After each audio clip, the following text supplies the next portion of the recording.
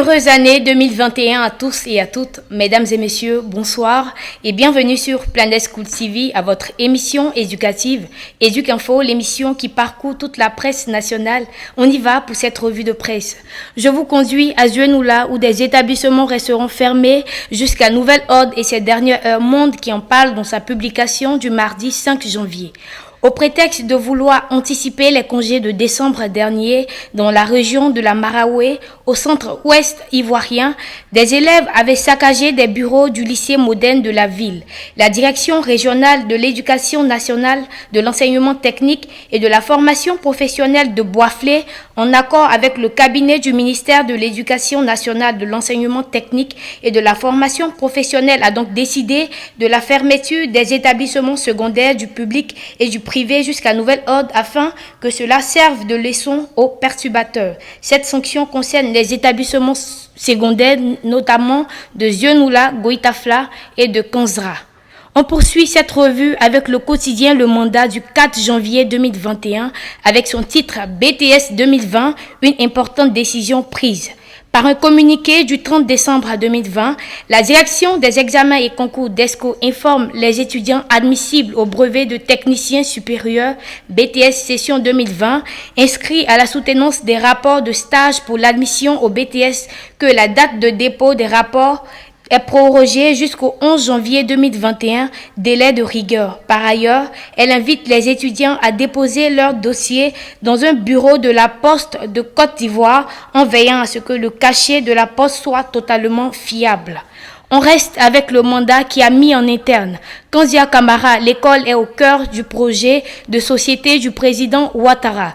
À l'occasion de la célébration de ces 10 années à la tête du ministère de l'Éducation nationale, de l'enseignement technique et de la formation professionnelle ce mercredi 30 décembre 2020, la première responsable de l'Éducation nationale, Kanzia Camara, a exprimé sa gratitude au président de la République de Côte d'Ivoire, son Excellence M.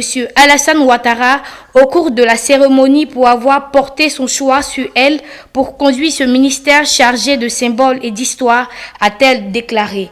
La ministre a également félicité ses collaborateurs pour avoir réussi à assurer l'éducation en pleine crise sanitaire tout en les appelant à demeurer dans la vision du chef de l'État qui est de faire de l'école ivoirienne sa priorité. On parle maintenant de la réouverture de la plateforme de préinscription des bacheliers 2019 avec le confrère L'Inter du 4 janvier 2021.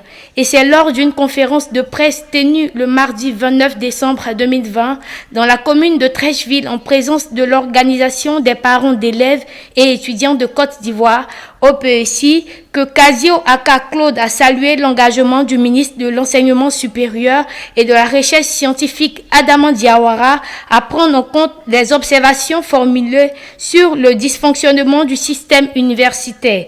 En effet, le samedi 26 décembre 2020, lors d'une rencontre d'échange, le ministre a rassuré les parents sur la question des orientations des bacheliers 2020 et la réorientation des bacheliers 2019.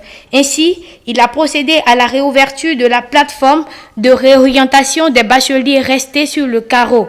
Notons que cette préinscription consiste pour les bacheliers à se préinscrire à nouveau et à être affectés dans les établissements privés car les universités sont déjà saturées. Et puis la DECO nous apprend que les résultats définitifs des concours directs de CAFOP sont disponibles ce mardi 5 janvier 2021. Nous rappelons que le premier tour des épreuves écrites des concours directs d'entrée au CAFOP 2020 s'est déroulé le 5 juillet dernier où 59 642 candidats ont pris part dans 2388 centres. Seuls 5 000 ont été retenus pour le second tour qui est le test psychotechnique et connaîtront leur sort ce mardi 5 janvier 2021. On referme cette revue avec la une de Soir Info ainsi libellée COGES au secondaire, voici les frais que les parents ne vont plus payer. Les parents n'auront plus à se faire du souci pour les frais de COGES, comité de gestion des établissements scolaires dans le secondaire public. En effet, le 14 décembre 2020, lors de son discours d'investiture, le président de la République, son Excellence Alassane Ouattara, avait annoncé la décision de suppression des frais COGES payés par les parents et de les faire payer désormais par le gouvernement et les collectivités territoriales à compter de janvier 2021. Ces frais concernent les frais annexes liés aux activités pédagogiques et à la santé, ainsi que les dépenses d'urgence au secondaire. C'était tout pour ces 6 points saillants de l'actualité éducative. Merci de votre attention. Pour plus d'informations nationales et internationales, rendez-vous sur notre magazine en ligne planetschoolmagazine.net et sur les différents réseaux sociaux. À très bientôt.